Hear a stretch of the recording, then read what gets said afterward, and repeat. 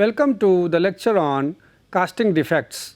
So, in this lecture we will discuss about the different types of casting defects, the causes and the remedies of the casting defects.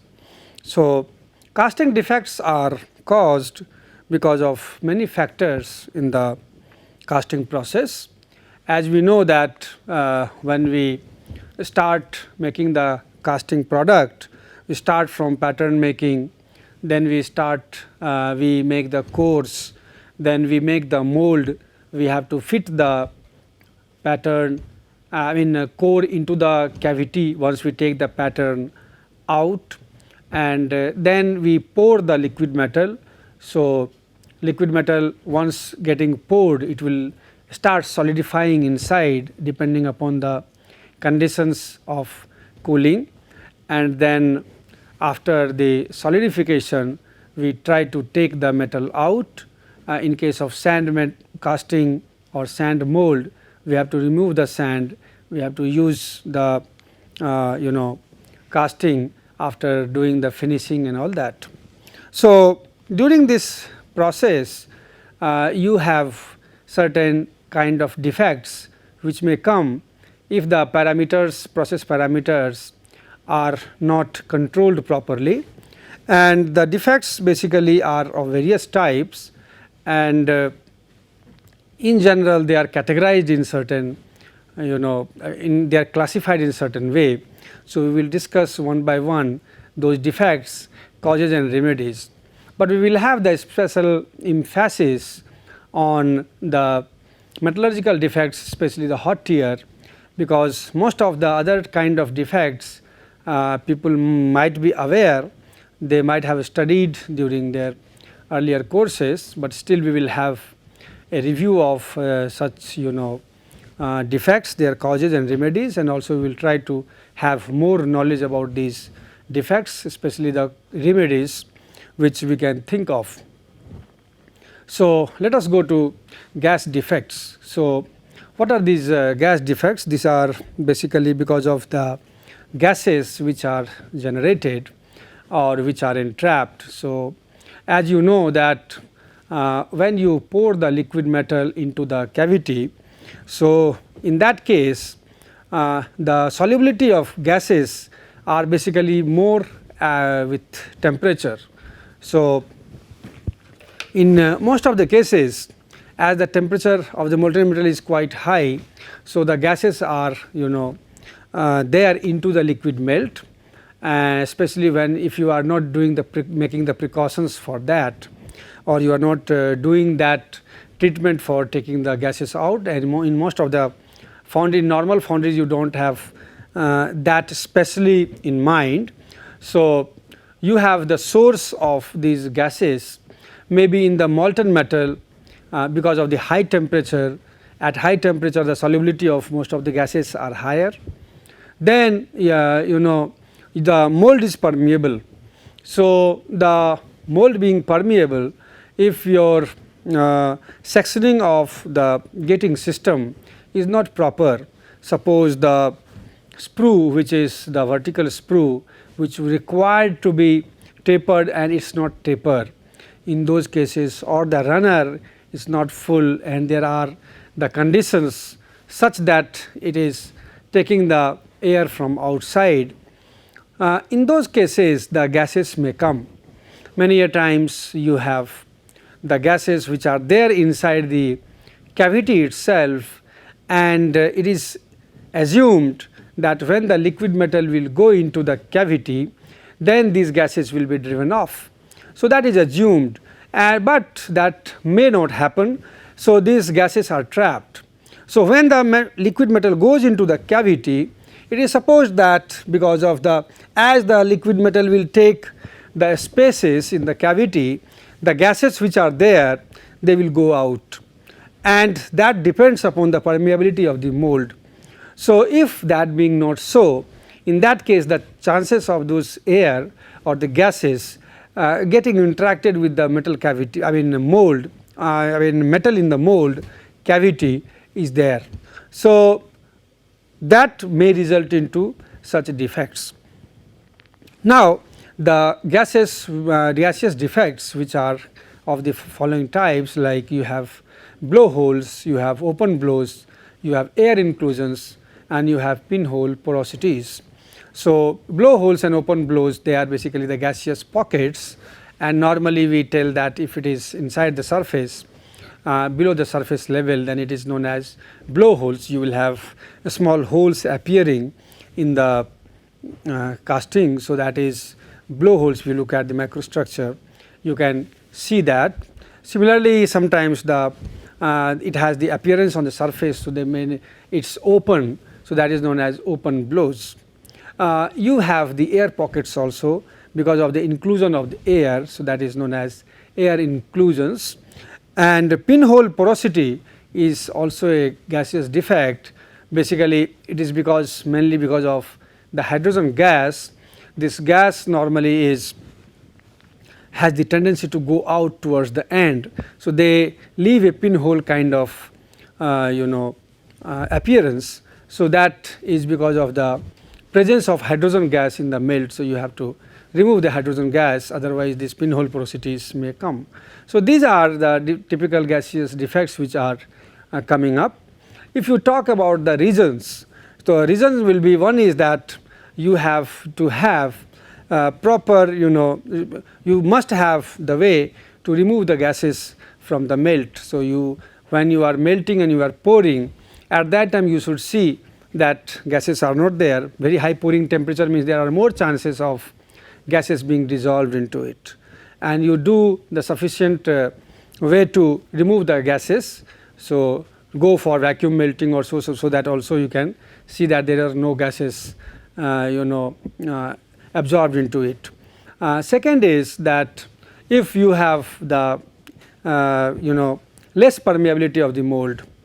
So, if the permeability is less, in that case the mold is not able to drive off the gases which are there inside the mold, or they are generated.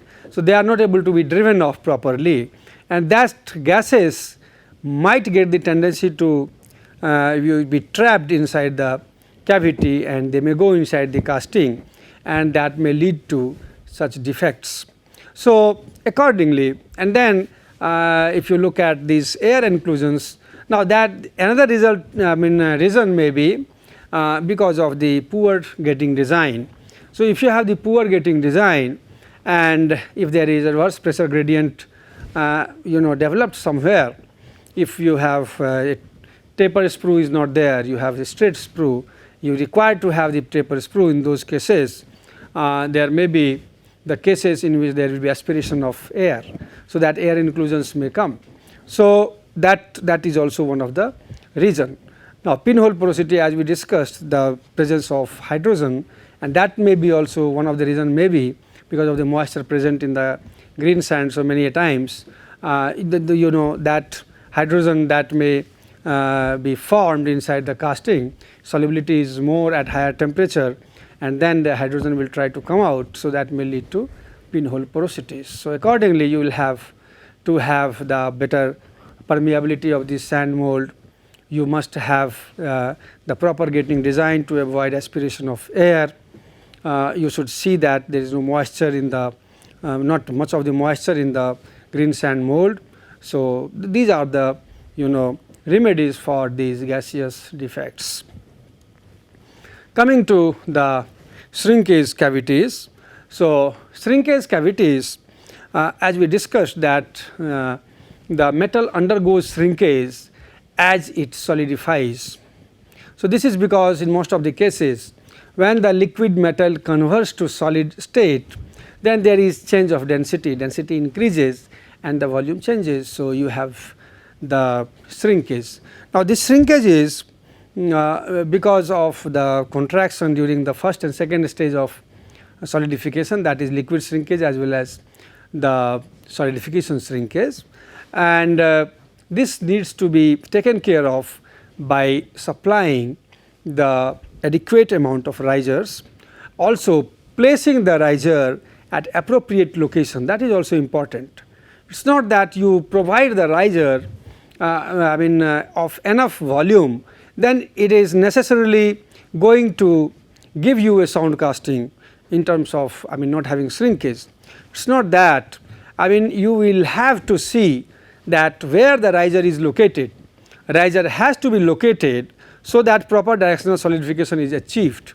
So, you will have to see, if there is a very thin casting portion, you need to provide the riser in those cases.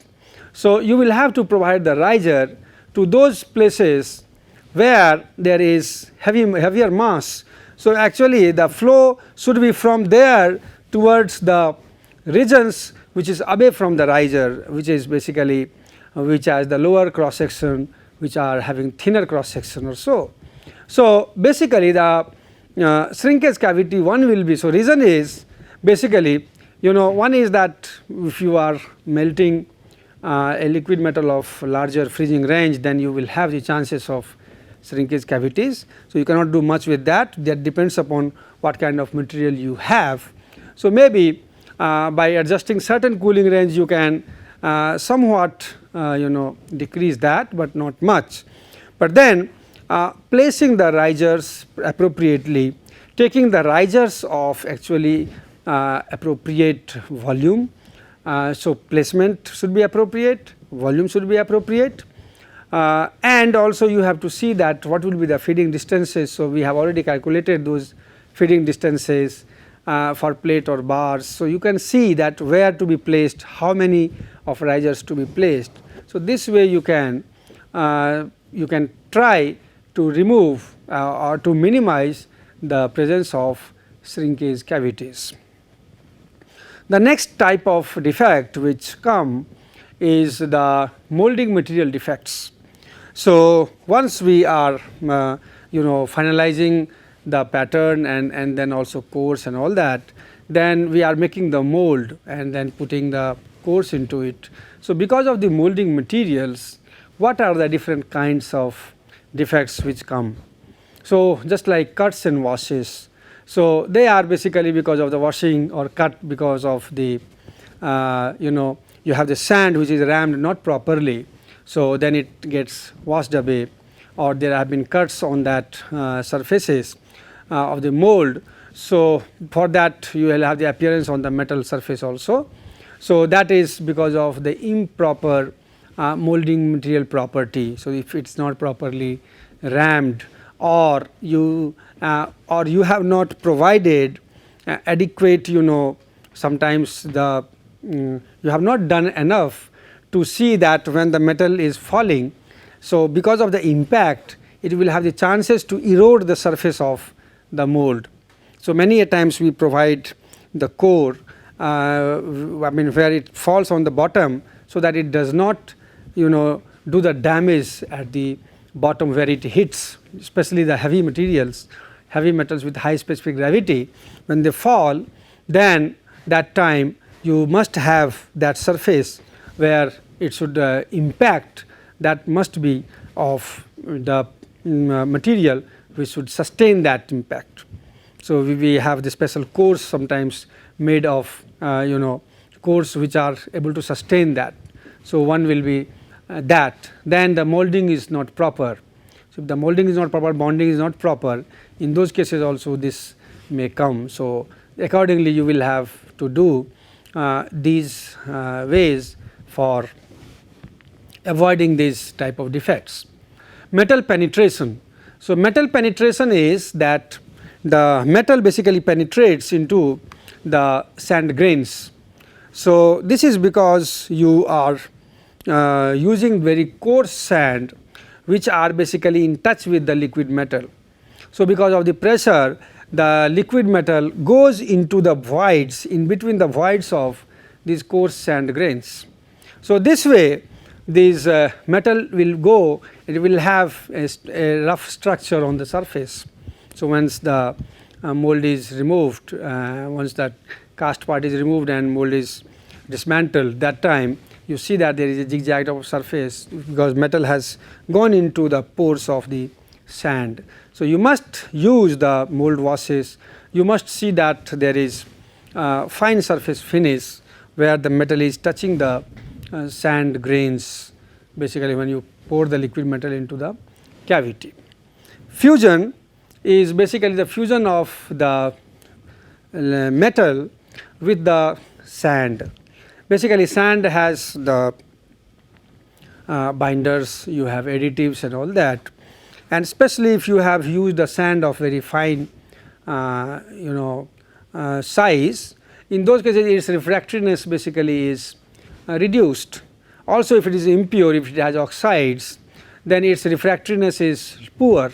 So when you are pouring the liquid metal, especially the metals of higher melting temperature, in those cases they try to have a reaction at the surface and they try to fuse, and that gives a rough kind of appearance, glossy kind of appearance because of the reaction products, and that is known as fusion products. So when they are tried to be removed, they give the appearance of a rough surface. So that is because of the fusion product between sand and the metal. So this has to be removed by having proper material which can withstand at that temperature. You have to have the washing by proper refractory grains so that it can withstand at that temperature and it should not fuse. So that is the remedy for that. Run out means many a times because of the faulty molding process, the liquid metal comes out of the mold. So that is also because of the improper positioning or improper so that way the liquid metal goes out of the mold. So it is because of that improper also match of the flask. In fact even sometimes we have the shift type of defects also which occur because of improper positioning of the cores. So core shift may also be there. So these are there because of the improper positioning. So then later on you have the rat tails and buckles. So these are because of the compression failure of the sand. So what happens that when the sand comes in contact with the hot liquid metal, then at that temperature, high temperature, it tries to expand.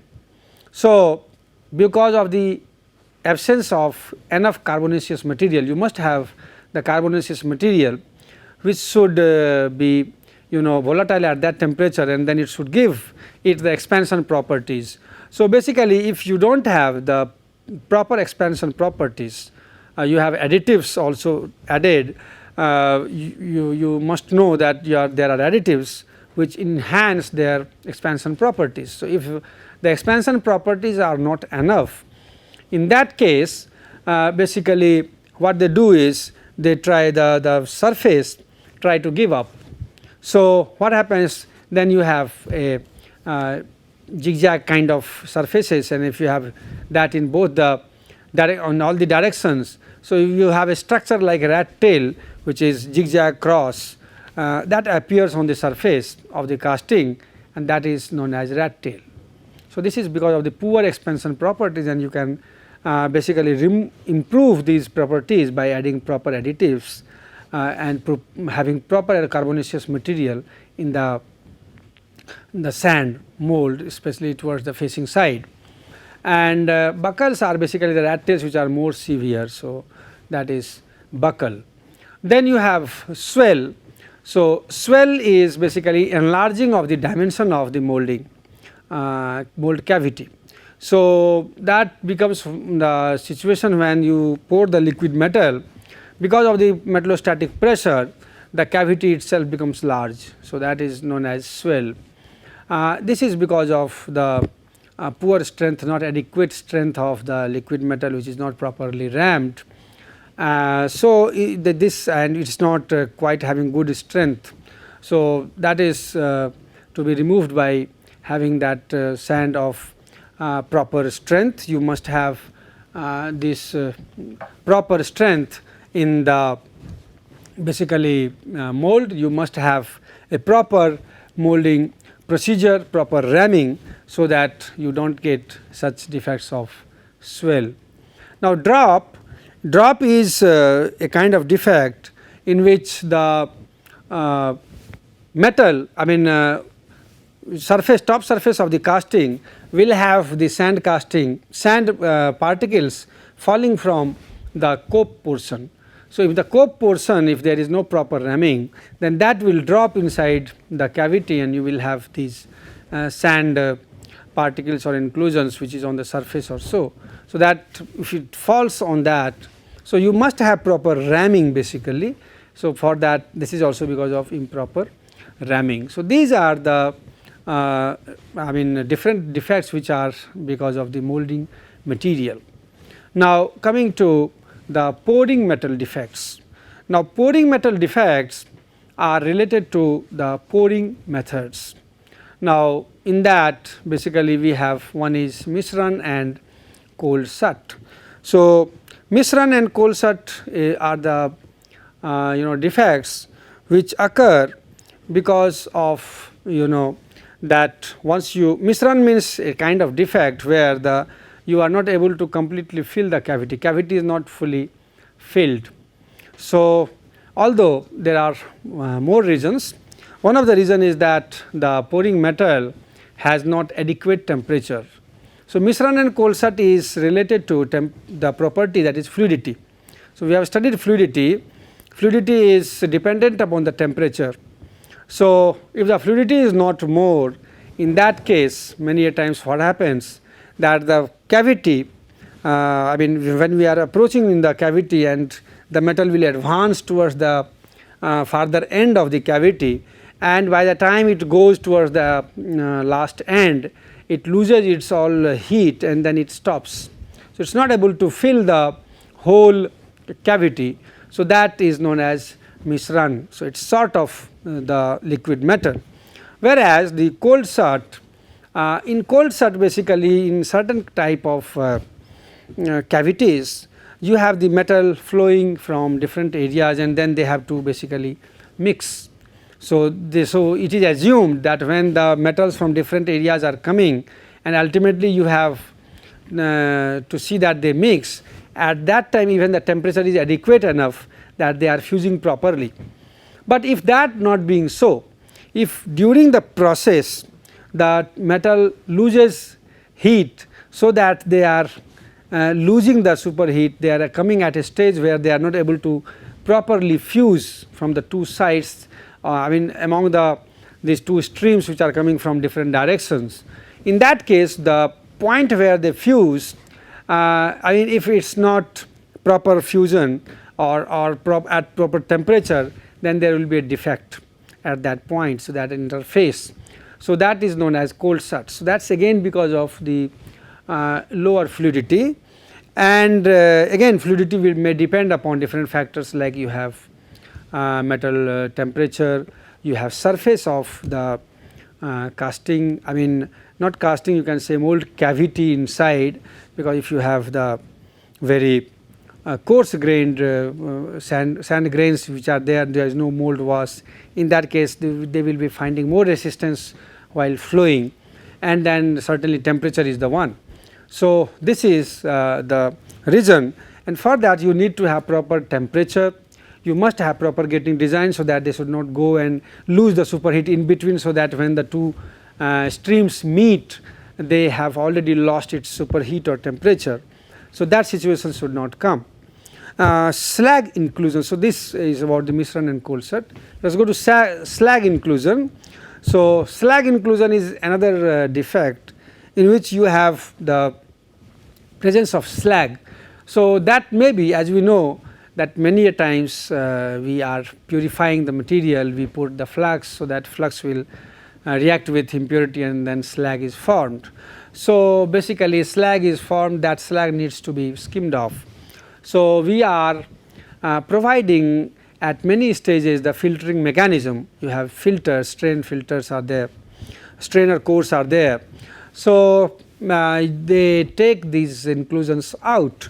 Now, but by some means they may come inside the cavity, or if the I mean that may be the situation if your filtering mechanism is not effective, or many a times if you are pouring the very drossy material, then there may be formation of drosses inside also because of the conditions which are present inside the cavity or in the getting network, where because of the aspiration or because of the inclusion of air or so, or because of the high turbulence, there may be formation of drosses or inclusions or so.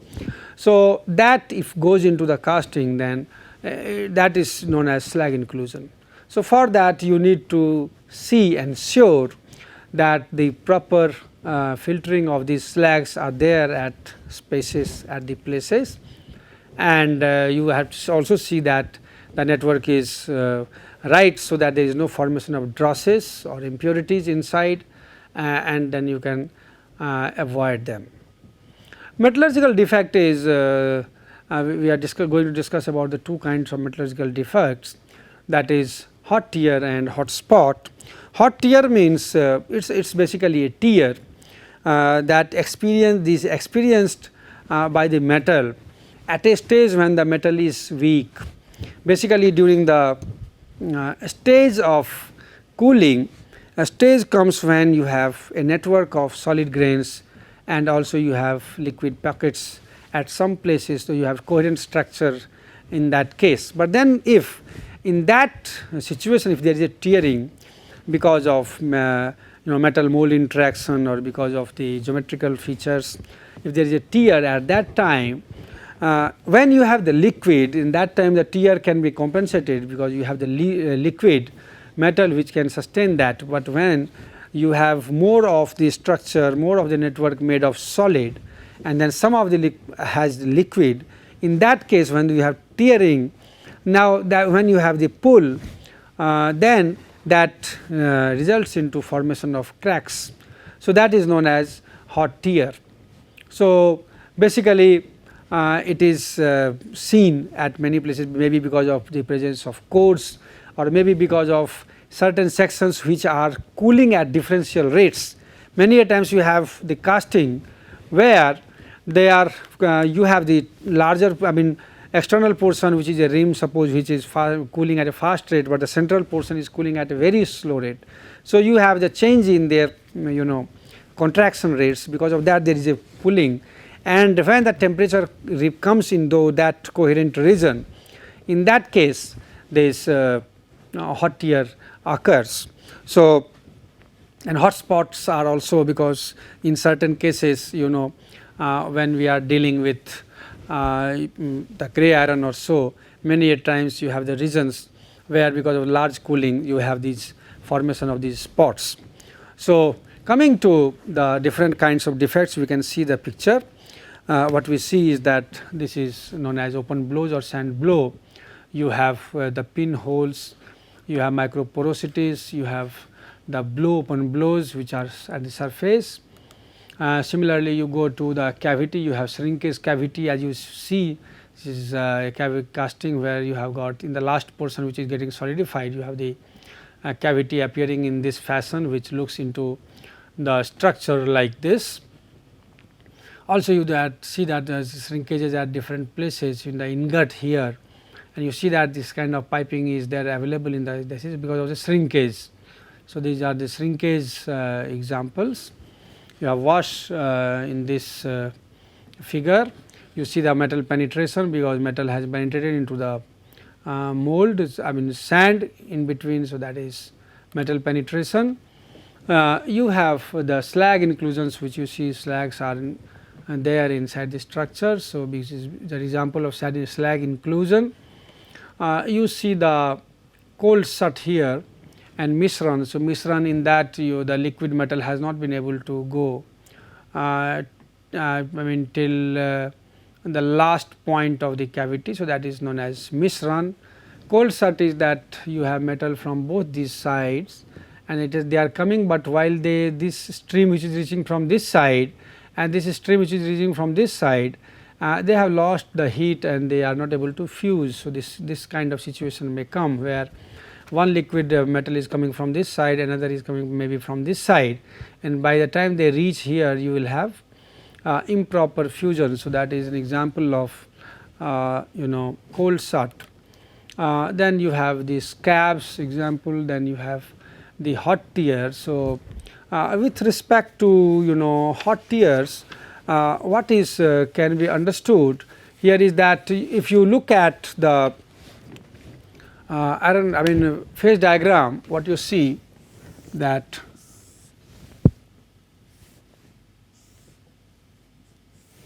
so what happens that in case of the alloys, as the temperature will come down. So, this is temperature.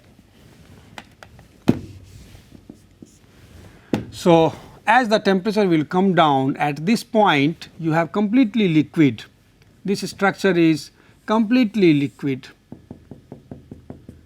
all liquid.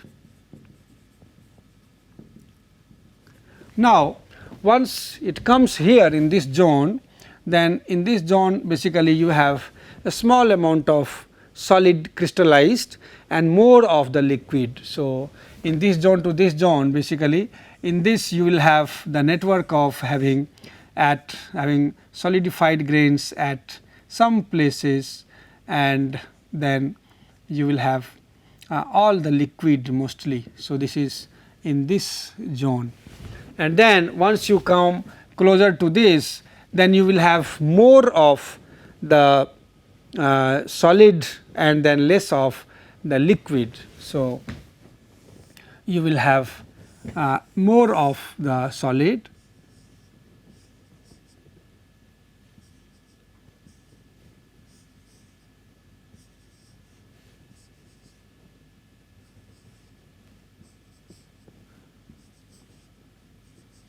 like this. You may have the structure like this. So, in between you have sometimes liquid, and these are all the solids. So, you may have more of the structure is going towards the solidus. So, towards the solidus you will have that structure. So, coherent kind of structure you are going to get near the solidus. Now, what happens in this stage, and once you come to this range, then after that in this range you have the grains completely solidified, but this is a plastic deformation range, where if you have the if you have applied the stresses, then the deformation occurs. So, you will have the plastic range, and then if you come even further lower down, this will be elastic range. So, here the grains will be deformed elastically, here the grains will be deformed plastically. But now what happens in these regions or close to this region, you have a coherent network, and you will have more of the solid portion and less of the region by the liquid. Now, in this region if you have the tear, then more is the liquid and less is the solid. So, they are taken care of, but then once it comes to this stage, in that case because it is near to the solidus temperature, maybe sometimes it is below that also happens.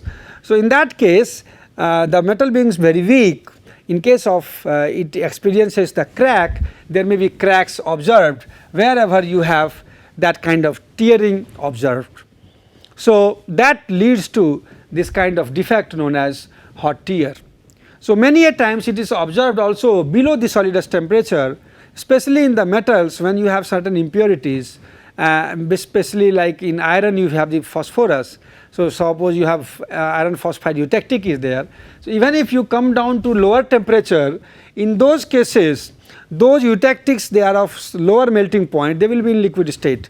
So, you will have more solid network, and at some points in the pockets you have liquid network also. Now, because of that you have the chances of these hot tearing.